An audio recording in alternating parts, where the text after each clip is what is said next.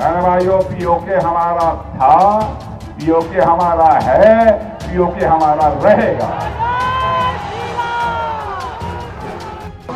Defence में sir कह रहे हैं तो करें, हम कौन से रोकने वाले हैं।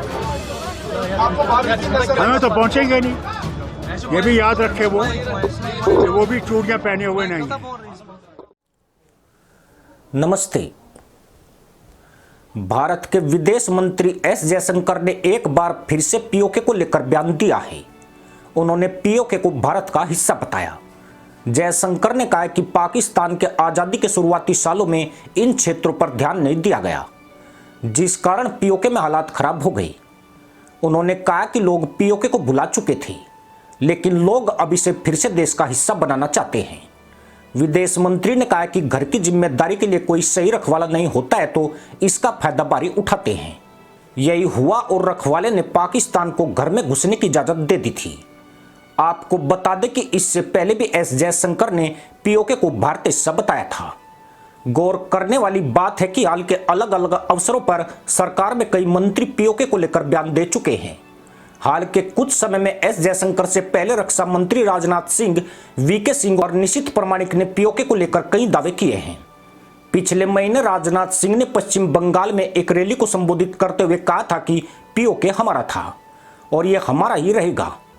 उन्होंने कहा था कि भारत में हो रहे विकास को देखते हुए पाकिस्तान के कब्जे वाले कश्मीर के लोग खुद भारत के साथ रहने की मांग करेंगे।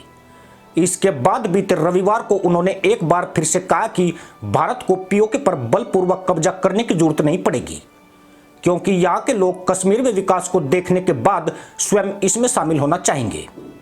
आपको बता दें कि राजनाथ सिंह पहले भी कई बार पीओके को लेकर बयान दे चुके हैं। पिछले साल सितंबर में एक सवाल के जवाब में केंद्रीय मंत्री वीके सिंह ने कहा था कि कुछ समय के बाद पीओके अपने आप भारत का हिस्सा हो जाएगा।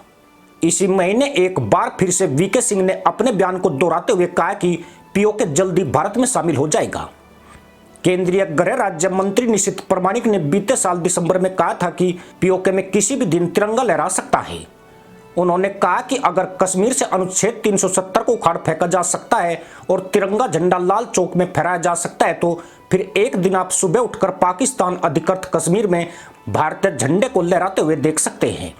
बीजेपी नेताओं के इन बयानों के बाद देश में उन जाहिलों को मिर्ची लग गई है जो कभी अनुच्छेद 370 के खत्म होने पर पाकिस्तान का डर दिखाते थे।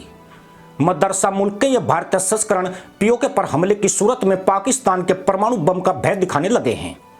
घाटी के एक पूर्व मुख्यमंत्री ने तो यहां तक कह दिया कि पाकिस्तान ने चूड़ियां नहीं पहनी है, वह हमारे ऊपर एटम बम दाग देगा।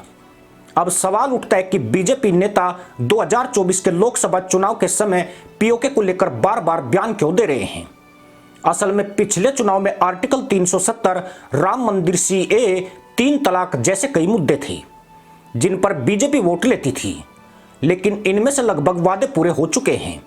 ऐसे में बीजेपी के पास अब 2024 के चुनाव के लिए कोई राष्ट्रीय स्तर का मुद्दा नहीं है, इसलिए अब पीओके को हवा दी जा रही है। पाकिस्तान के कब्जे वाले कश्मीर में किसी भी तरह की सैन्य कार्रवाई की बात अभी तो मुश्किल दिख रही है।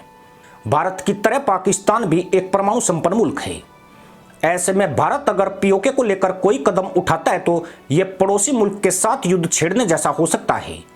अगर भारत कभी भी पीओके को वापस लेने की कोशिश करता है तो उसे इस पर पूरी ताकत से कब्जा करना पड़ेगा।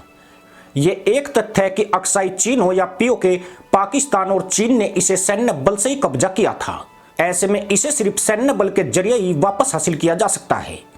कागजी तौर पर भी पीओके भारत का हिस्सा है।